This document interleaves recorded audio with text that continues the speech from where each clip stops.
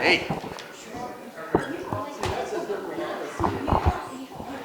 Good afternoon, everybody. Let's call the meeting to order for the March board meeting. First order of business. Actually, we should be introducing people. Let's go down the, start with Len, go down the row and introduce yourself, please.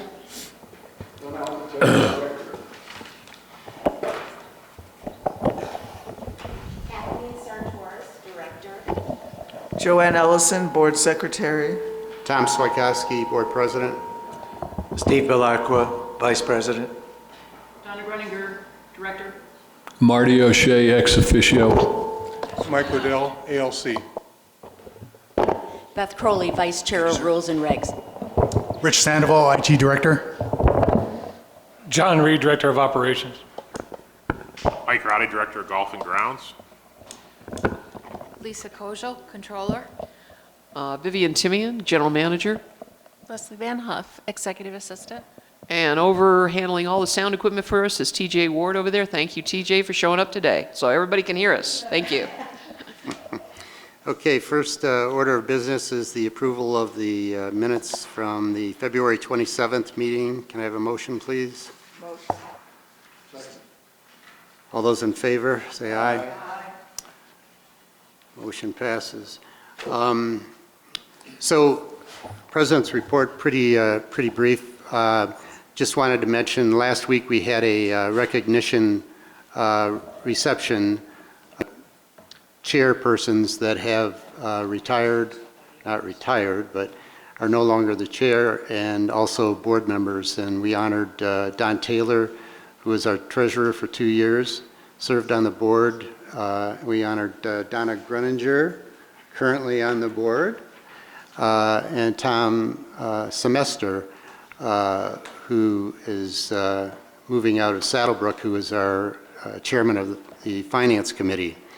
And along those lines, you know, the community is as good as it is because because of our management and also because of the volunteers that we have.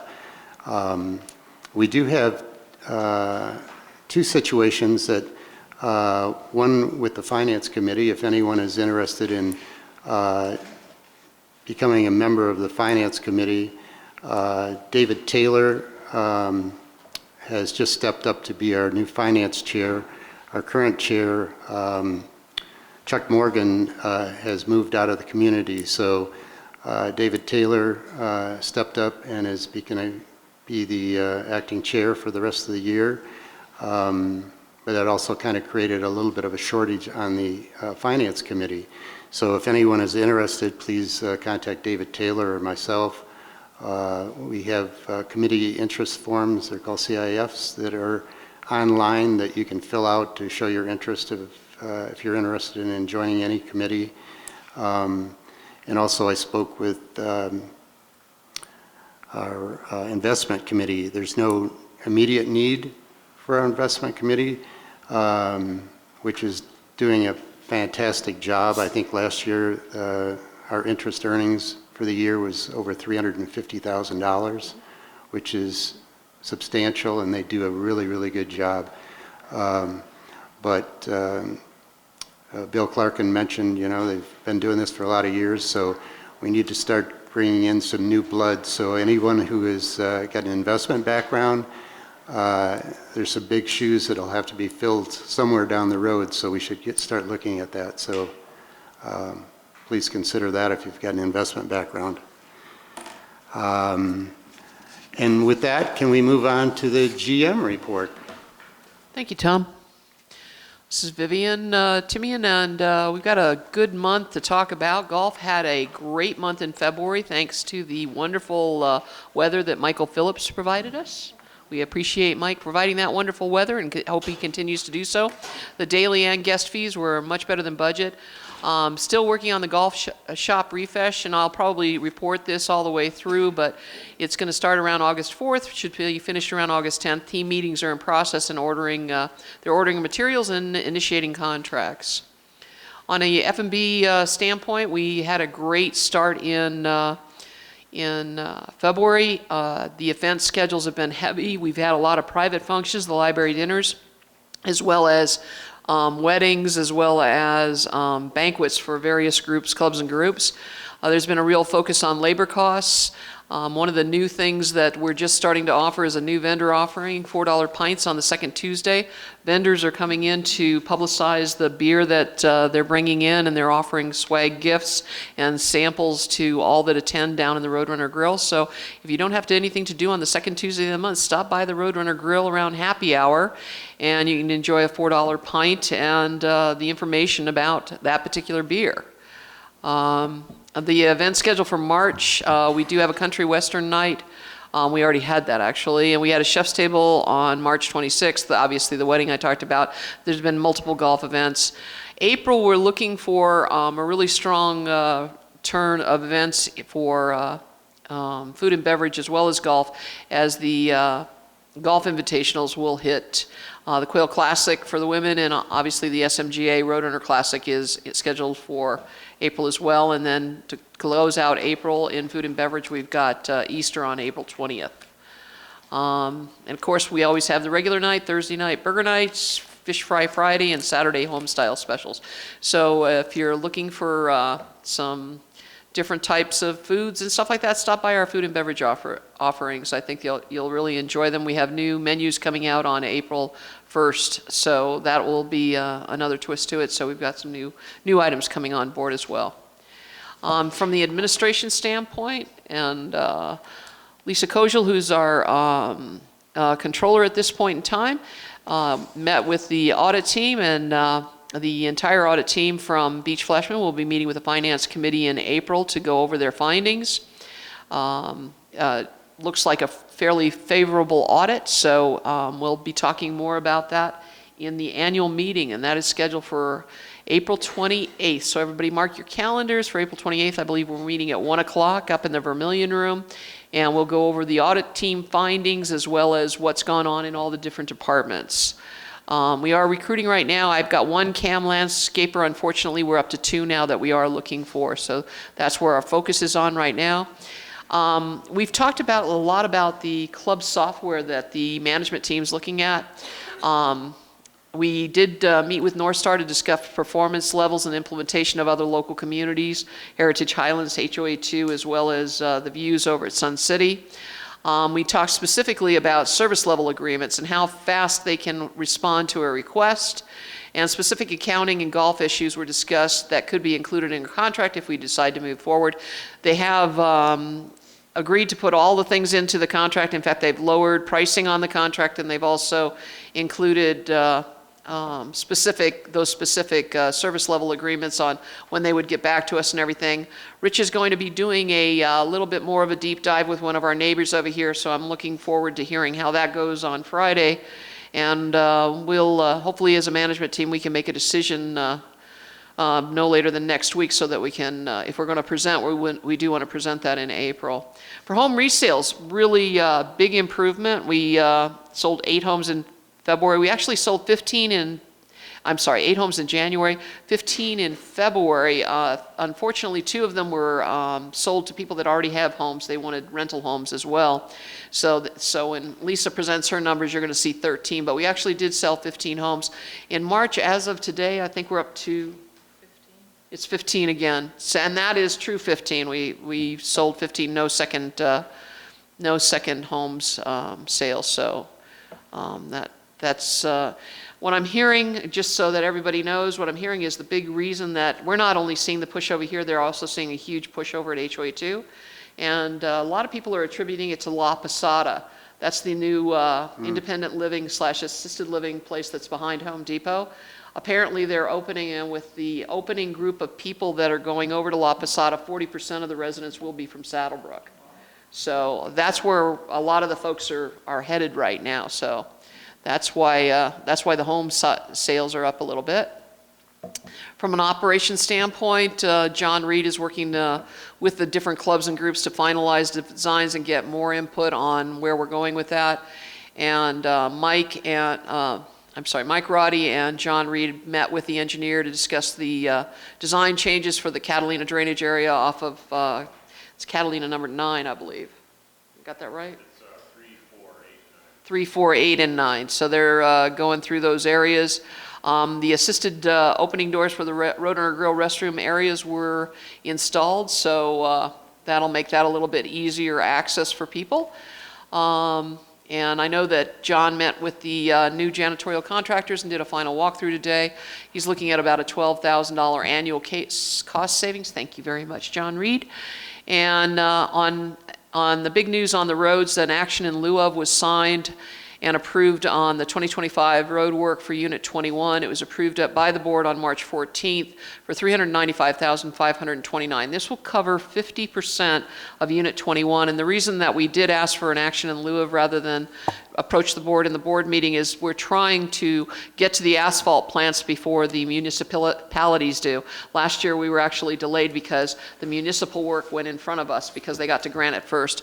We've actually got scheduled dates right now. The work will start on March 29th in Unit 21, and we expect all paving to be completed no later than March 6th. So we're excited about the fact that we can get that work started early and completed early, well in front of the monsoons for this year. And we'll be notifying the residents down there. We have a pre-construction meeting scheduled for March 18th. So, April 18th. So we will send out notices to the residents down there on the schedules and what's going on as we get closer to that time frame. And so I guess what I would like to do at this point is turn it over to Lisa. She's going to go over our financial results for February.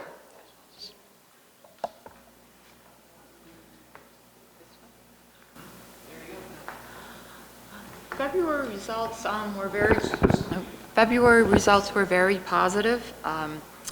For operations, 175,000 actual, so 108 better than budget. A lot of it was attributed to roads, the road work not being, what's the word I want? We didn't do the roads in February, but that will be in March. And the other savings and services is timing due to erosion in plants that'll be coming in March.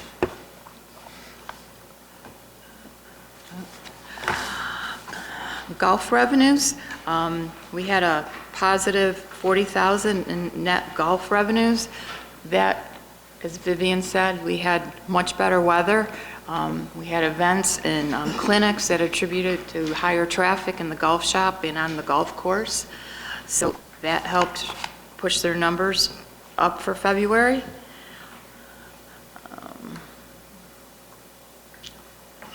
F&B, they were actually better than budget by 37,000. That attributed to all the events, scheduled events, and controlling their costs as far as wages and labor. So they did a very good job in the month of February. And so overall, we had 210,000 of income for February. So with a better than budget of 196 going forward. Our cash balances, as you can see, we have a good savings in our investments for total funds of $10 million. So as we said, like the operating cash deposits, that's timing difference of investments that hit in March, but we're investing where we can to keep our revenue coming in. As far as replacement reserve, we only had one final project. A portable floor scrubber was purchased in February. It came in better than budget. It was only $4,600 versus $10,000 budget.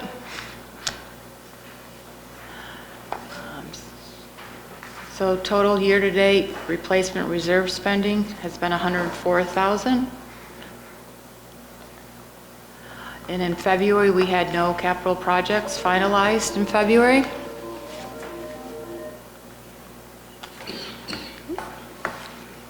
Thank you. Thank you, Lisa.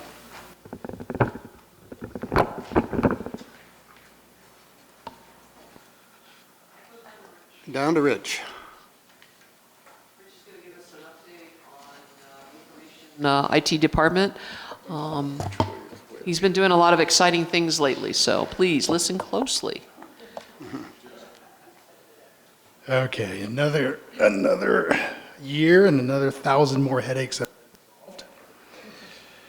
So in our year in review, my commitment to continuous improvement has yielded more transformative results. So I have also attached an addendum for the board that includes both a 2024 summary and a 2025 year-to-date report. Now, the summary highlights all of the projects that have been completed and implemented, and providing additional detail for you to review at your convenience. But for this presentation, I'll just be highlighting the big projects.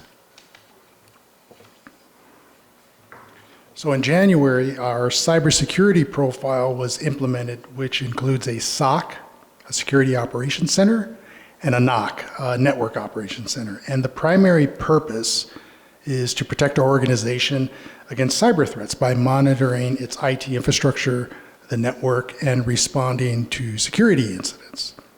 And in March, the business continuity disaster recovery was built and implemented, which provides on-premise and cloud backup and storage. In May, the purchasing module was implemented, and this web application I built significantly enhances communication, approvals, and streamlines purchase request workflows.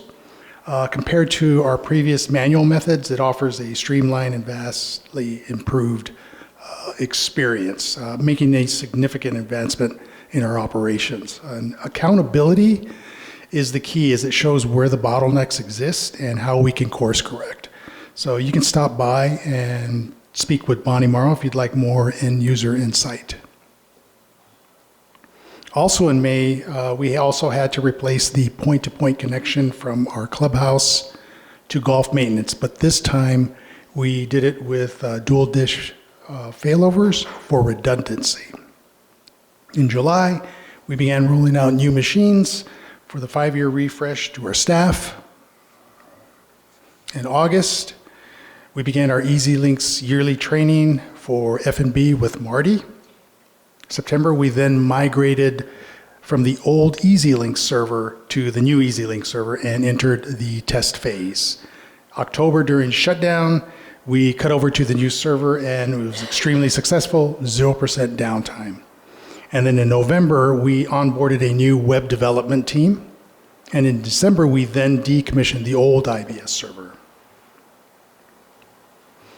Now, over the past 2 years, KnowBe4 training has significantly improved our staff cybersecurity awareness, reducing risk susceptibility from 32% at your top left, and that's April of 2023, to March of 2025 to 18.5%. So that's a significant decrease. So our staff is doing a really good job. I'm very proud of them. So they're doing excellent work. And websites updates this year includes Patrol's homepage cleanup and implementation of new and improved data points along with automation, scripting, and AI. And this will enhance our business intelligence. So it enables real-time insights, streamlined workflows, and data-driven decision-making. And finally, all this combined into IT Glue, a centralized repository for documentation. And the build was completed just last month, but its purpose is to improve transparency and streamline documentation processes. So the implementation of IT Glue aligns with IT core objectives of transparency and accountability. So by creating a centralized, accessible hub for information, IT Glue ensures that all stakeholders have visibility into processes and procedures while fostering a culture of responsibility and alignment across teams. Now, you are all welcome to stop by and anytime and see it for yourselves. I'd be glad to show you the tutorial, and thank you for your time. Any questions? Thanks, Rich. What do you see for 2025? populating IT glue, which is a significant, so everything that I have done in the last 3.5 years needs to be documented and needs to be visible to not only to the team, but also to the board. So that's really where my focus Okay. is getting the information out there. Because I'm the single point of failure. It can't, if something happens to me, it can't end with me. Stay away from that bus. Exactly. Or the golf carts. Or the golf carts for you, yeah. Yeah. But I want to share that information with everybody across the team, so if I'm on vacation, it's accessible to anybody, so. Great. Great. Thank you for all you've done. That's it? Any other questions? All right, thank you, guys. Thank you.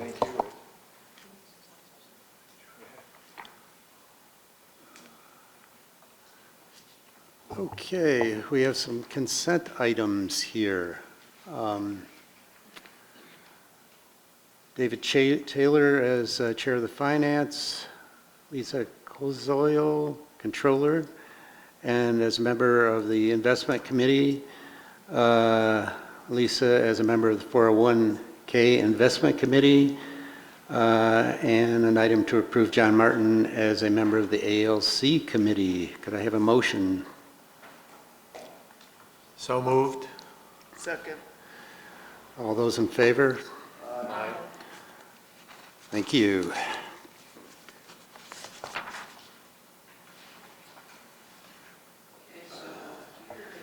Before we get to give an update on what's going on from the projects in process standpoint, I already gave you an update on the 2025 road work. The crack seal is actually completed. We paid for it in March, and the resurfacing will start, as I said, on the 29th of April.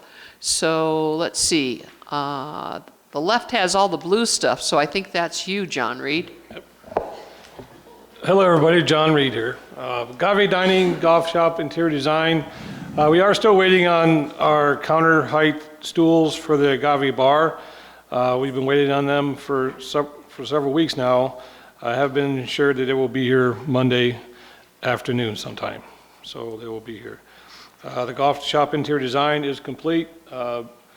Mike's team and operations team is meeting on a monthly basis to dial that in a lot closer, and I'm sure Mike's got a lot more with that.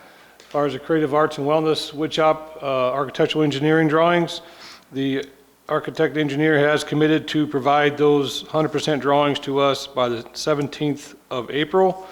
Once he does, I do anticipate them to be closer to 90 to 95%, so we can actually review with all the committees and groups and everything to make sure it is including everything we wanted in there. And once they do that, probably 2 weeks after we get those drawings from the architect, we'll add any red lines and changes to it, send them back to the architect to be implemented, and then once we get them back from the architect with those changes, probably a couple weeks after that, and if they are truly 100% at that point in time, then we can go out for a bid for contractors and send up to the county for processing for a permit.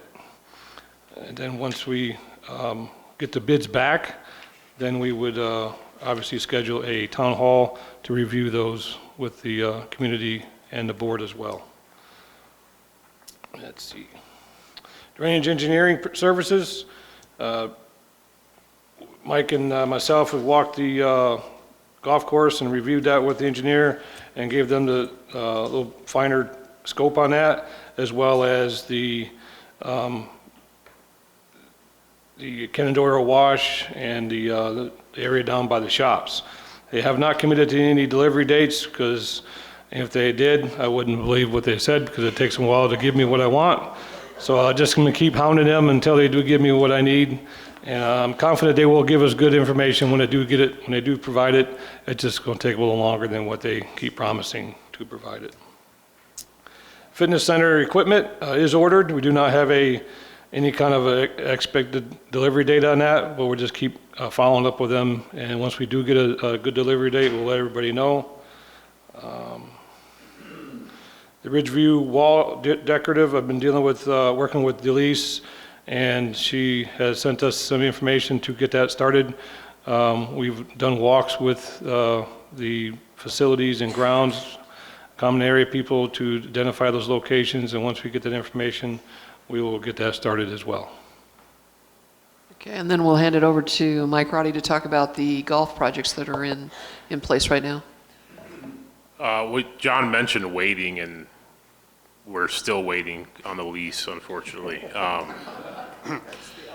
Yeah, I mean, the 3 fairway mowers, which were ordered in December of 2022, so we're still waiting for those. The rest of the equipment's here. We do have that replacement cart coming here in the next few weeks, so we're excited about that. Golf course improvements, Mike's team has the drainage and irrigation complete over there on Tucson number 6. Is the nursery is the last aspect of that project. They're working on placing the root zone mix. They'll modify that, and then once the weather is favorable, then we'll plant that grass and get that nursery established. So they're making good progress on that. John mentioned the golf shop refresh. We're having monthly meetings. Materials have already arrived. Some lighting and some other things are already here. So that continues to move forward. Bunker sand, Mike's placed the order with the sand supplier and setting down the details on delivery for that, and that's a project that'll be ongoing throughout the summer as we replace the sand in some of the bunkers on all 3 of the 9s this year. Sprinkler drives have arrived, so I'm guessing that's going to be a project that is removed and completed next month when we meet next month. So those are all here and been invoiced. So those lawnmowers, once we finally get them, will we be getting the latest and greatest, or will we be getting ones that are 3 years old? Yeah, we'll get their newest edition at that point. You know, I think, I guess the frustrating part is we don't get any kind of update on timing, you know, and it's, the distributor doesn't have that. They would gladly give that to us. It's just they're not getting any kind of update from Toro. So, you know, I think it's the setup of that mower, the engine, that particular model, for whatever reason, is way behind, so. Do you know where it's manufactured? In Toma, Wisconsin. All of their equipment's at least assembled there, so.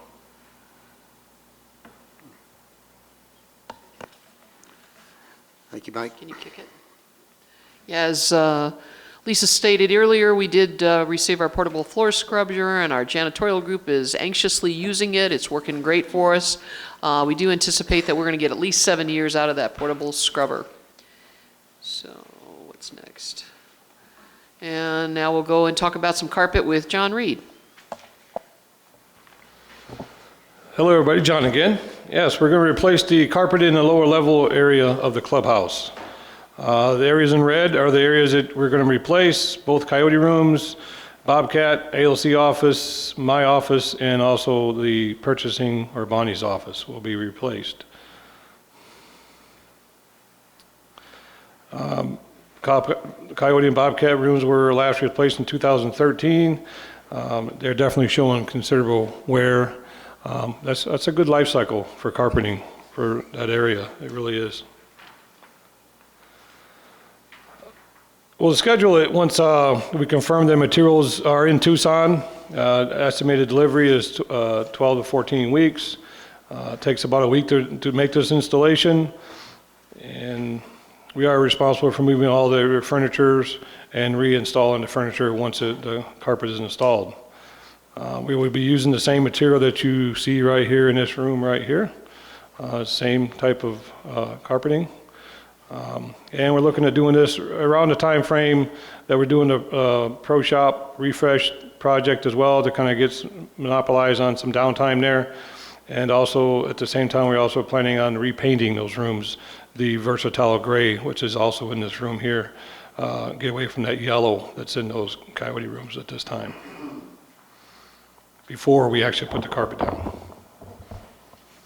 Got a couple different proposals there. IFS has been the go-to vendor on this one here. This is one of those trades that if you don't spread the wealth a little bit with these carpet people, they tend not to want to bid again. Luckily, the IFS did come in a little cheaper, so I'm glad about that, so we can start using different vendors for our carpet work and flooring.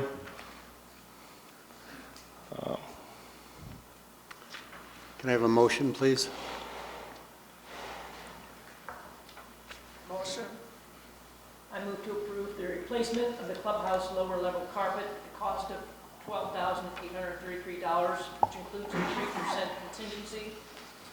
Funds to come from the replacement reserve fund in accordance with Saddlebrook 1 policy. Yeah, it's work. Yeah, it wasn't. I didn't press it. Okay, any questions, discussions from the board?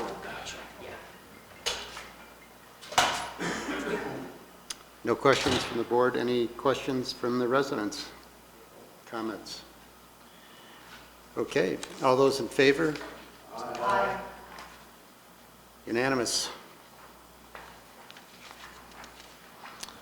I guess we'll move on to the facilities utility vehicle. The facilities people have a golf cart down there they use for different purposes, for working on the pools, working on the areas on the golf course sometimes, and also the restrooms.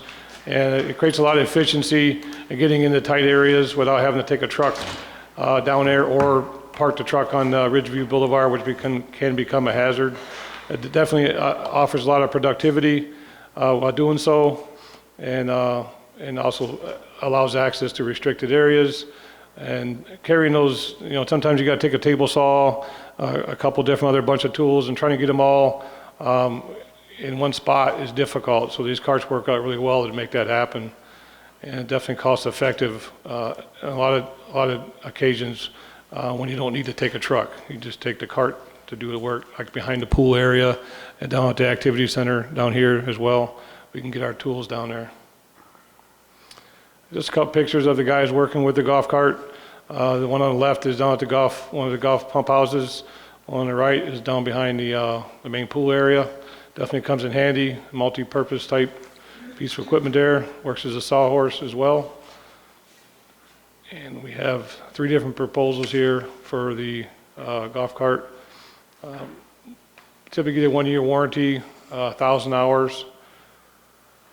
Got Kubota, John Deere, and the Advanced. And there's the pricing, tax and fees included, and John Deere on it. We have a motion. I move to approve the replacement of the facilities utility cart at a cost of $16,141, which includes a 3% contingency, funds to come from replacement reserve fund in accordance with the Saddlebrook 1 procurement policy. Have a second. Second. Any questions, comments from the board? Yeah, I've got a question, John. Looking at the paperwork, it's coming out of replacement reserve. How much did we have in there budgeted? That's a good question. Yeah, I don't see it in the apologize, motion. I didn't have that on there. Maybe I did. Maybe I just didn't see it. I apologize, I forgot to put that on. I thought I had it on the slide. I wanna see Lisa, it. do you have that on your spreadsheet there?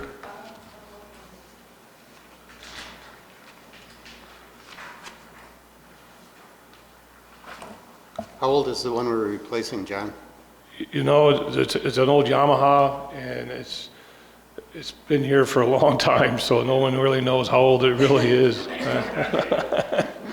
And it's definitely doesn't know what's a penny. But I guess to answer the question, what we're going to do with that unit, we would probably offer it up for sale to the residents, or possibly even put it on the lemon lot up there by the gas station and see if we can sell it to recoup some of the costs on a straight out sale.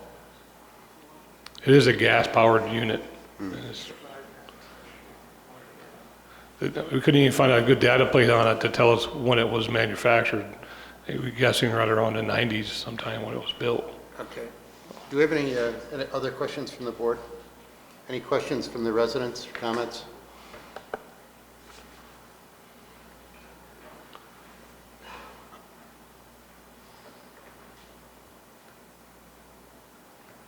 Why don't we proceed with a vote and maybe get that information to the board afterwards?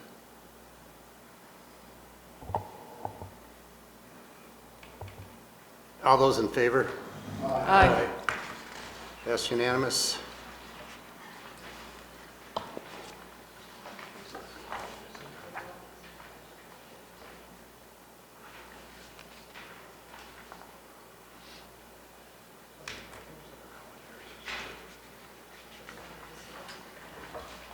If it's that old, let's just move on.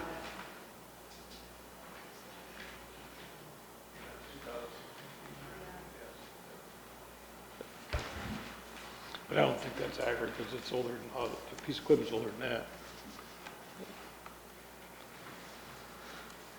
Okay. Move on to renovation of the fitness center men's shower area. It's kind of deja vu for me. We did the same thing last year with the women's showers, and it's time to do it for the men's. Same reason. Back when these buildings were built, and sometimes when these were redone, probably recently, there's a lot of things changed with protocols as far as how you do showers to prevent any kind of migration of water through the walls and to make it a lot better sealing process. The walls are obviously like a granite now with a decal band, and in the corners and on the floor, it just doesn't have a good seal. There's a lot of evidence of the water seeping through the floor into the wall, into the hallway as you enter the fitness center. The only way they fix that is to start over. All the showers definitely showing considerable signs of deterioration. When they were originally installed, standard practice seal showers has improved for the waterproofing mastic prior to the installation tile. The material has definitely become brittle over time and leaks. A current more effective method is to install a thick rubberized membrane over the entire substrate for waterproofing is used today. We'll be using a lot of the existing all the existing grab bars, shower seats, and all the hooks and everything to minimize some of the costs there, and install 3 new sets of plumbing fixtures, curtain rods, soap dispensers, and a little different configuration in there based on some of the input we're getting from the guys that predominantly use those showers. It take about 7-10 days, like I did last time, to do this project. Estimated around June timeframe. Once we get the tile ordered, we already know what tile we're going to use. We're going to use the same tile, same format, and the same layout and everything as we use with the women's side. Same installation procedures. A 24 by 48 tile laid horizontally. And Northwest Builders did the women's side, and they will be doing this side as well. Did a really nice job with that project. One of the vendors did come back a little cheaper, but I just didn't have a good feeling that they really knew and could show me any examples of what they've done of this type. They do a lot of housing showers, but to do 3 of them back to back like this with this type of usage, I wanted to make sure that I had somebody that knows the standards I'm looking for. May I have a motion? I move to approve the replacement of the 3 men's shower surrounds in the fitness center at a cost of $34,763, which includes a 3% contingency. Funds will come from the replacement reserve fund in accordance with the Saddlebrook One procurement policy. Second. Second. Any discussion, comments from the board? John, I have one question. Yes, sir. Picture. The surround, does it include the floor? Yes, it does. Okay. I think at one of the meetings I attended with you, the floor looks like it's tile here, but you don't recommend using tile? I don't recommend using tile in the men's side because the men's definitely gets a lot more usage than I think the women's do. The tiles work as long as you go use a bigger tile and don't use use a much tighter grout line. So there's no grout to be have to be removed or something like that. There, we just use a lot tighter grout line on the floor. Yep. I thought that's what you mentioned. Yep. Any other questions, comments from the board? Yeah, just a quick one, curious. You mentioned some other, and then we're going to do some other things in the shower. I'm just curious with this redo. Other things in the showers. Oh, I thought you said something like, and a few other things that gentlemen from the, who use it the most. Okay, am I crazy? Maybe I didn't speak well enough. I think he just said that the men use it more than the women. Oh, I thought you said, men's use. Yeah, and a the men's few use. things, because, okay. I want to know what that is. Any questions or comments from the residents? Okay, all those in favor? Aye. Unanimous. Yes, sir. Assuming it's you. Thank you. Thank you very much for your time this afternoon. I'm here today to present to the board a proposed addition to our rules and regulations. The change is we would be adding section 21, drone usage is prohibited. Drone usage by insured professionals for commercial purposes may be allowed with prior written approval from the general manager. All drone use must comply with the Federal Aviation Administration rules. The Rules and Regulation Committee unanimously agreed that it would be prudent to adopt this rule related to drone usage. HOA 2 currently has a rule in place which states personal drone usage is prohibited. The rule we are putting in front of the board today does not completely eliminate the use of drones. Rather, it addresses the risks of privacy, safety, and liability concerns that may become problematic in our community. Without a rule in place, the potential violation of privacy exists when you consider that drones have a long range of operation for both photos and videos. Safety is also a complication related to drones for both personal injury and property damage. The rule before you also takes into consideration the liability that may currently exist for HOA 1 and places that liability with the insured professionals.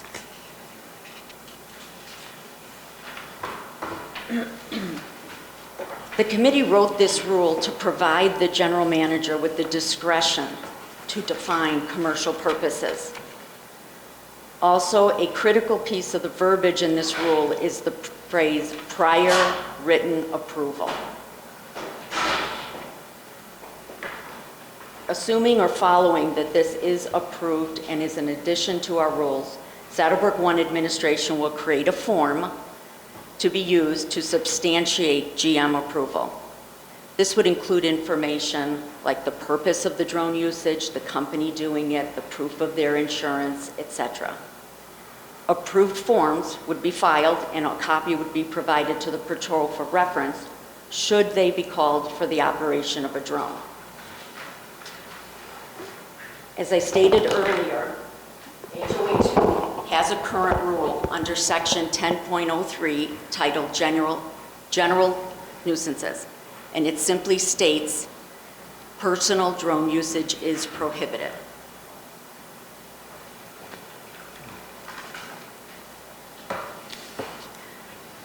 What questions do you have for me related to adding this rule? Do we have a motion? I move to approve the posting of Section 21 drones for a 30-day period, resident review period. Second. Okay, any questions, comments from the board? So Beth, this was done as a preventative measure, not because we had a lot of complaints, is that correct? Correct. Yeah. There was some instances of noise, not physical noise, but Buzzing? social media and activity related to drones, that it's kind of what brought it to the attention of our committee.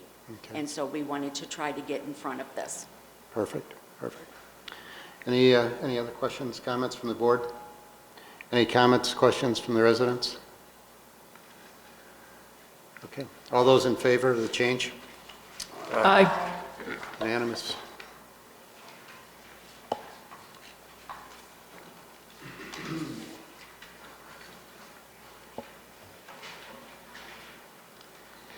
Thank you, Beth.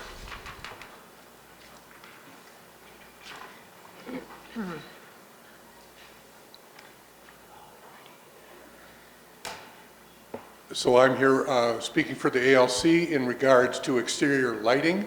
We are encouraging some revisions to the current lighting guidelines that are already existing. Here's our rationale. We've always had outdoor guidelines in place. So the fact that there are guidelines is nothing new. We're making adjustments to them. It's not intended to force residents to replace existing lighting, but rather the guidelines for replacement of new fixtures or replacement of guidelines or of fixtures. We want to clarify the exceptions to the 10 p.m. shut-off time, and that's allowed for safety and security reasons currently.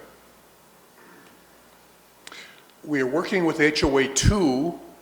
They have guidelines for this, and we're trying to have some consistent language with Pinell County and HOA 2.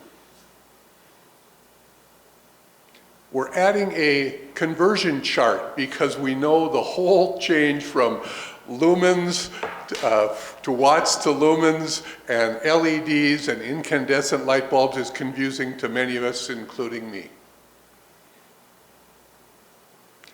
We'll work with residents to find workable solutions, especially when it comes to safety and security concerns. We have a graduated plan for enforcement, and Saddlebrook Patrol is going to work with us. First, we will do an informational phase until approximately January 1st.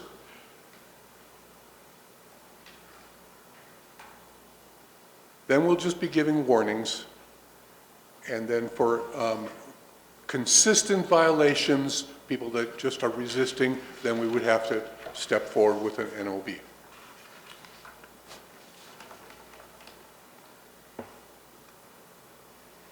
This is what the chart looks like, and there's the conversion. So basically, your old 60-watt bulb really now, as an LED, only uses 9 watts of energy. And we're in the yellow zone. We'd like people to stay in the yellow zone with their outdoor lighting of less than 60 watts. Or the conversion being down to 13 watts. And we'll include this chart.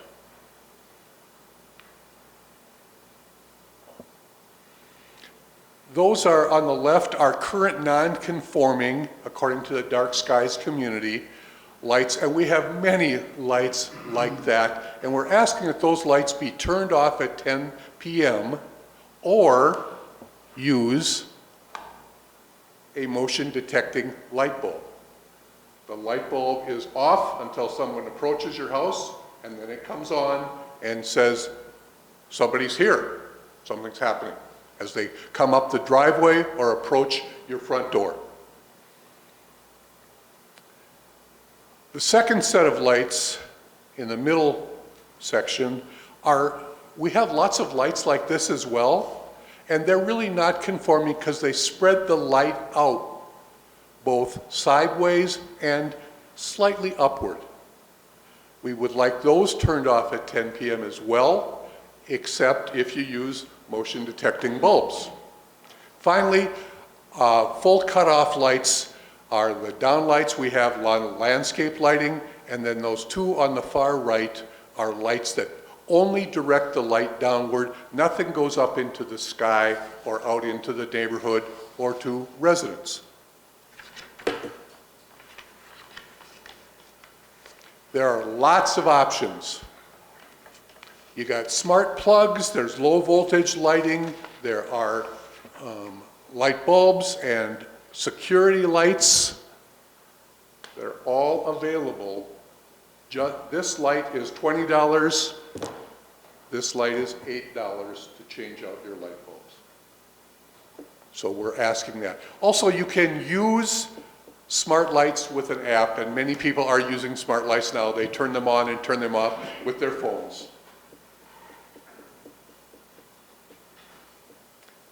Normally, we do not have an introductory paragraph in the guidelines, but this is a volatile issue, and we wanted to give a little introduction. So I'm not going to read much, but I'm going to read this. Pinell County recognizes the intent of Dark Sky International and has an outdoor lighting ordinance that aims to reduce light pollution. This ordinance applies to all lighting in the county. The intent is to promote a balance between security and safety while preserving the tranquility and the aesthetic of the evening darkness for both humans and wildlife, while minimizing light trespass into surrounding areas and allowing for appreciation of our beautiful night skies. Many people move here because we have our night skies. This is the existing ordinance that is either in black or highlighted in red. And there are the changes in yellow. We took the phrase "will adhere," and we used the phrase "shall comply on advice of the board." And we took the Pinell County ordinance number out because they changed their ordinance numbers and they're currently changing their ordinances now. And so if we have a specific ordinance, if that goes away, it didn't make any sense. We changed states to requires, added the phrase "other than safety and security," because that's a prime concern to us. We changed "will" to "shall," and then added "new or replacement installation shall be compliant. Residents with existing non-compliant lighting are encouraged to transition toward compliance." And this is where we'll have that appendix.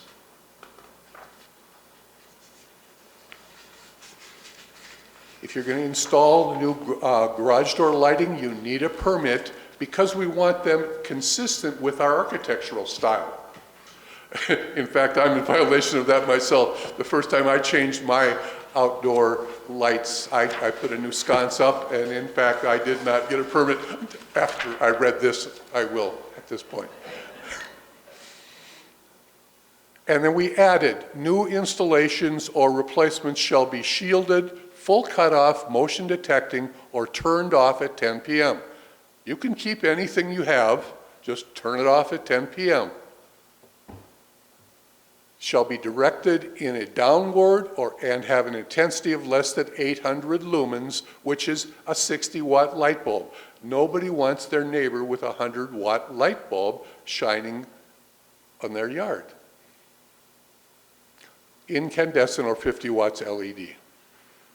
They shall not cause a nuisance to the neighbor's property, street, or common area. Currently, there is lighting out there that shines or trespasses on their neighbor's property. If you drive up certain streets, when you turn a corner, you will look directly into somebody's spotlight. Been there myself. Or common areas. We don't want to light the common areas. Why would we light common areas? We don't need to waste our light that way, or energy there. B, exterior floodlights. You don't need to get a permit to put a floodlight up. Simply put a new bulb in there, and we changed the word "shall" to "must." Thanks, Len.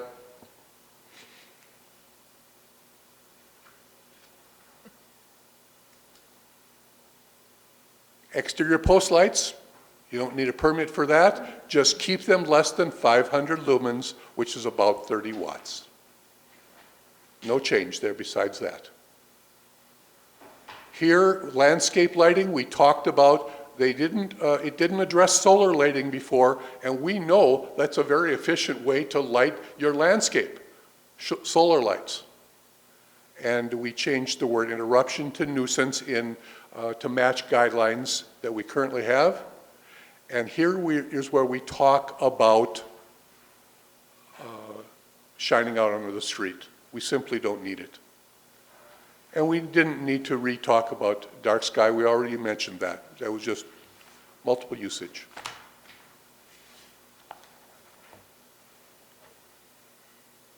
May not turn to shall not.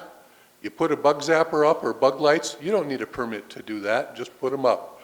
But don't have them have glare to your neighbors or the nuisance of the noise of zapping bugs too often.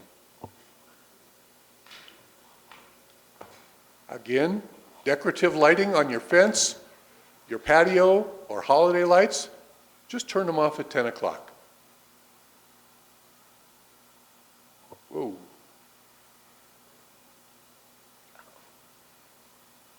We had that sentence in there, motion detecting, motion sensor fixtures. We struck that whole thing and wanted to clarify that a little bit. Safety and security lighting, you don't need a permit to do that. It's permitted after 10 o'clock because we know some people arrive home after 10 o'clock. But we want to have solar lights on your driveway or low voltage lighting. Or we want it to be motion detecting. If your driveway isn't lit and you drive up, if you have motion detecting lights, they will automatically turn on when you arrive. So you're not coming into a dark house. Just don't direct them at your neighbors' homes. And don't have the sensor pointed so that every time somebody drives by, your lights turn on. And there are instances of that. You all are aware of that. You've seen it. It happens. Oh, I keep hitting that wrong button. This is the guideline for a reference and another reference that will be Appendix C. So I'm asking for a motion at this point. We have a motion, please. Second? Second. Questions, discussion from the board? What I have to keep front and center when I think about these things, and I have to remind myself, is that these are in existence. These are existing rules and are currently being enforced in some way, shape, or form. Tell me if I'm wrong. And that the goal here is to clarify what is already in existence. Am I correct in that? That's our goal, to clarify. We've been asked, if you have a rule in place, why aren't you enforcing it? And we had trouble enforcing it. We have enforced it in certain situations, but it's a challenge for us. So by clarifying the guidelines and offering suggestions to solve the problem, that's why we did this.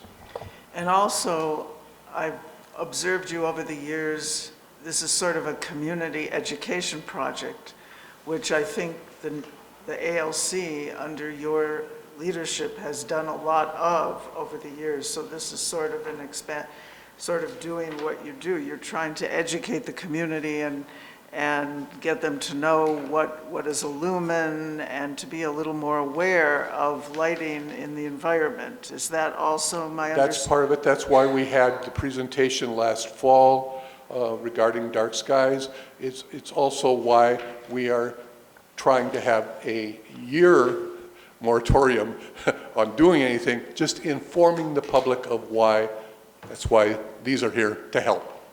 Thank you. That's our goal. Mike, I've got great difficulty with this as a perfect example of overregulation of the community. I realize that most of it is focused on satisfying Dark Skies International, which exists to prevent light pollution so that our skies can be viewed wonderfully by astronomers and by the general public. But I really feel that we go too far with this thing, just for light pollution, and especially I have a great difficulty with the shut-off at 10 p.m. Just a blanket shut-off. It says for safety and security you can do something else, but then you define safety and security, mean you can have low light for landscaping and stuff like that, and automatic shut-offs. I realize that there is a Pinell County ordinance. I've spent a lot of time over the last couple of days trying to make sense of Pinell County's ordinance. And even their explanation that they put out in a brochure doesn't explain their ordinance. It explains what they'd like their ordinance to say. So I look at it from a different point of view, which is enforceability. The 10 o'clock shut-off creates a lot of problems for me, and it's a complex problem in terms of enforcement, because essentially what you're doing is making us an enforcer of Pinell County's enforcement, Pinell County's ordinance. We have a lot of laws that we have to comply with that we don't, as a community, require our enforcement people to enforce. When we create a regulation or an ALC requirement, we're making our own people enforcers of that requirement. What you've created here, and I commend you, it's a lot of work and I appreciate what you've done, is a system that makes us the enforcer of a Pinell County law for the purpose of light pollution. That's it. And I think it's just overregulation. But my main concern is the enforcement aspect of it. We have a committee, a rules committee, that discusses these items in detail. I believe that this matter should be referred to the rules committee. And when everybody else has had a chance to comment, I would like to make a motion to refer this matter, all of it, to the rules committee for their comment on enforceability and reasonableness within the community. I'll just address that by saying we are simply taking an existing guideline and trying to clarify it. It already is there. If you were going to challenge that rule, that could have been challenged any time up till now. It hasn't been, so we're trying to clarify it to make it more enforceable. Yeah, and I guess I'm questioning the existing guidelines as well. That's more of what you're questioning, I think, than this particular proposal, but it's your idea. Okay, so Len has a motion that we send this to the Refer rules. this to the rules committee. Do we have a second on that motion? Second. Okay. The way that usually occurs in parliamentary procedure is you vote on the referral first. Right. And then if it's accepted, that does away with the matter. If it's voted down, then you would vote on the main motion. Right. Okay. Are there any other, do we have discussion on this, I presume? You can have discussion on it. Yeah. Do we have any discussion regarding the second motion from the board? I just wanted to comment, and I've listened to Len's points here and also bringing him to the Rules Committee. I think the issue, though, is this, again, is something that's here, and there's several reasons to do it besides that it's an ordinance, and it's already been, it is the current law of the land, if you will, right now. The enforcement piece, I think, can be discussed. You said that there'd be a year of education. Yes, yep, it's our plan. Okay. Which I think is very reasonable. As Len said, we do have a rules committee. However, I think they would need to get this exact same information from you, just so that, you know, we make it objective. Because I'm sure there's people that, like any subject where you might be passionate about it or whatever, or there's people who are just thinking about, you know, their house or something. But I really think it would be wise to make sure on the Rules Committee that Mike is there and explaining that in this fashion. Absolutely. So that, I mean, I know that you're the liaison to that, but that, I think that would be important. Any other questions, comments from the board? I have an additional. So just to be clear, by referring it to the Rules Committee, you're in essence referring the underlying rule itself to the Rules Committee, not really the revisions. You're against any sort of light regulation. Well, That's what you want the Rules Committee to review. Is that correct? well, my motion refers to the main motion, but if the Rules Committee would like to go further and consider that matter in total, that would be, you know, the Rules Committee has that authority. I think that the explanation is why that would be key. I know that you agree with that, because it's not just revisiting a rule for, you know, that you might do in a different way. So, thank you, Mike. I just volunteered you to go to the Rules Committee meeting. I'd be more than happy to explain the new proposal. Any questions, comments from the residents?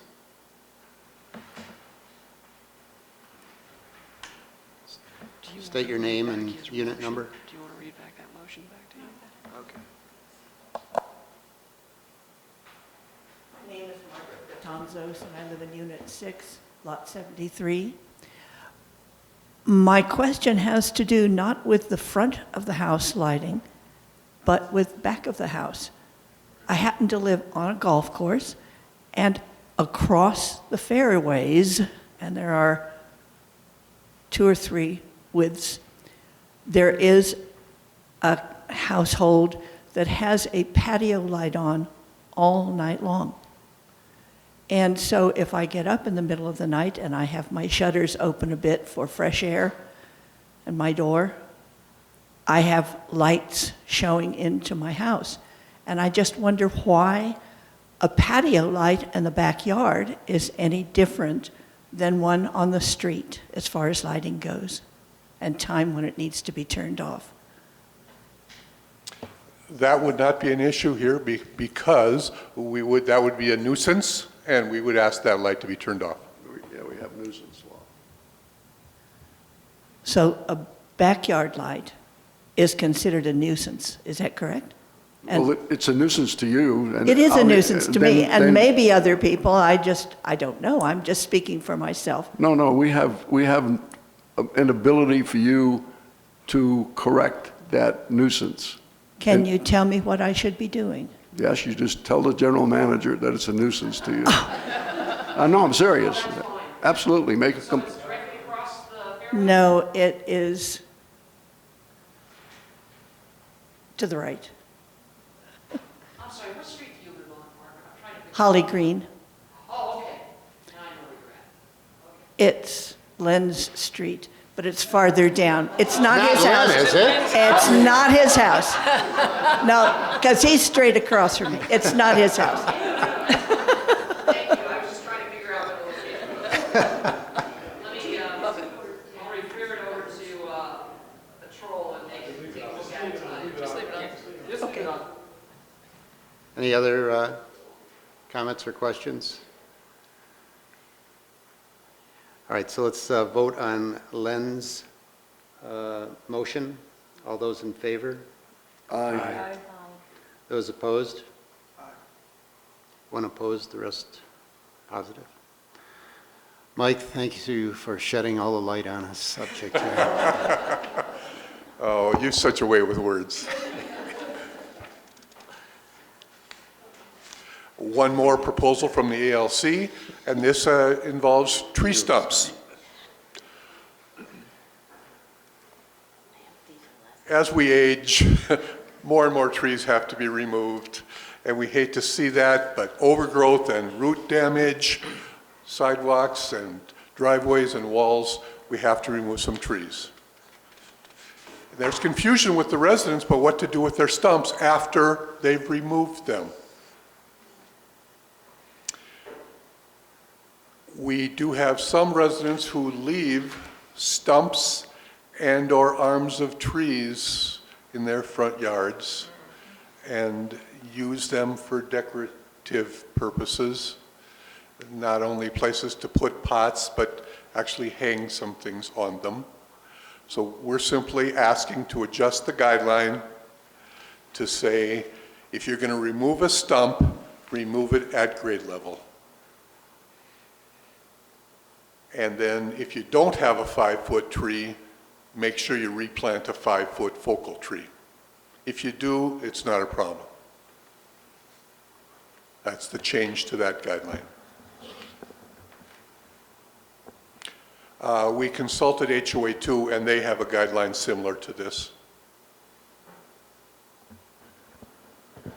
I move to approve the proposed revisions to the ALC guidelines regarding tree stumps as presented.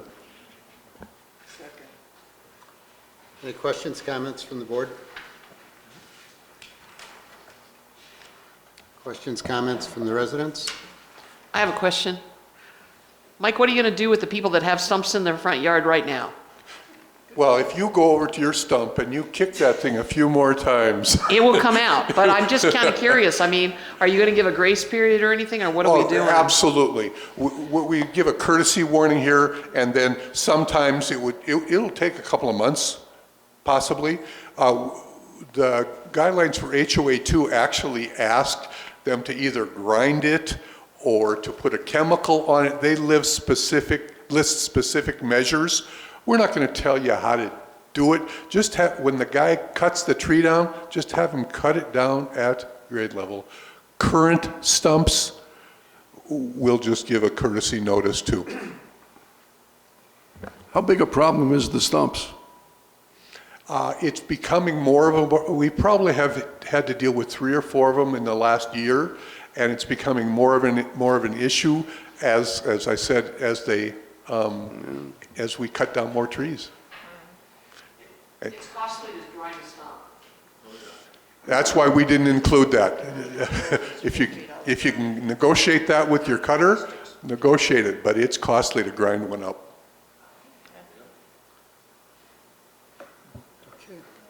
Have a vote on that, please. All those in favor? Aye. Those opposed? Unanimous.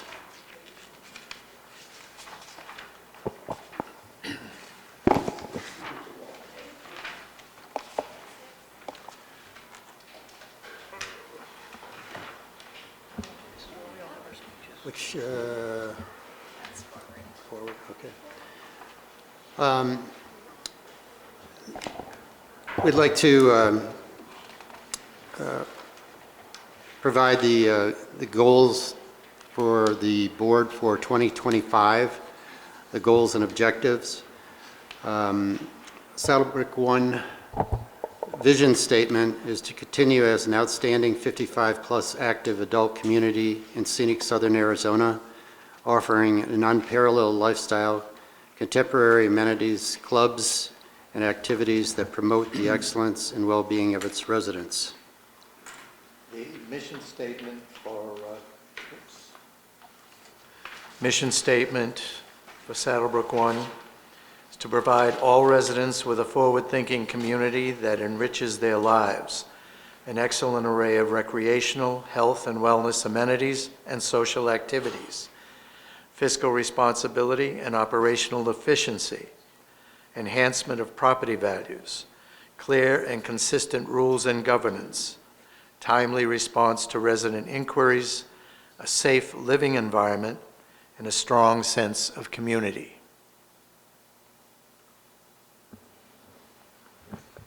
Saddlebrook One values cultivate an atmosphere that promotes respect among residents and employees alike, open and timely communications, responsible fiscal management and reporting, and commitment to continual improvement and integrity. So our 5 goals that the board has adopted for 2025.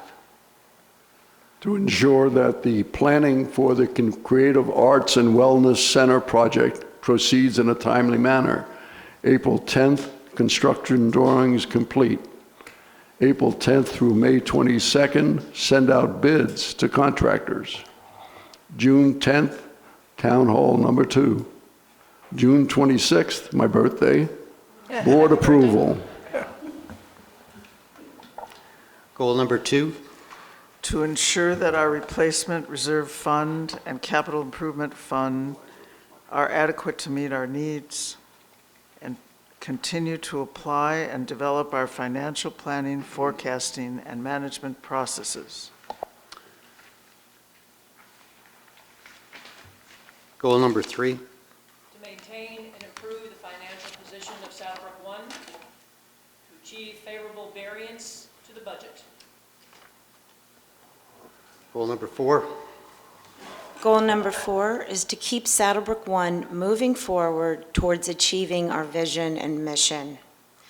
Complete an update of the 5-year plan after reviewing input from the community, committees, and management. And goal 5. To maintain and update our existing amenities in accordance with our 10-year planning projections. And motion, please. I move to approve the 2025 Board of Directors' goals and objectives as presented.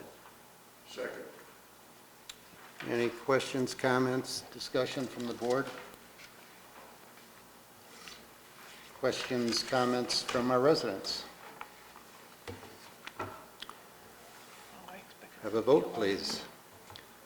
All those in favor? Aye. Those opposed? Unanimous.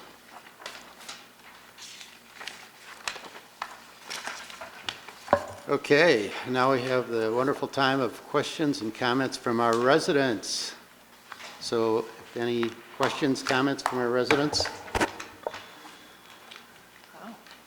No? Quiet? Wow. Oh, come on, here we go. My name is Jim Flerkey. I'm from Unit 2021, Lot 181. Rich, I just wanted to tell you thanks for your presentation. You have one of those jobs that are, behind the scenes that nobody gets to taste like the restaurant or hit a ball in the golf course, but it's sincerely appreciated because if a system goes down or there's some sort of cyber attack, you will become very popular. So thank you very much for your effort.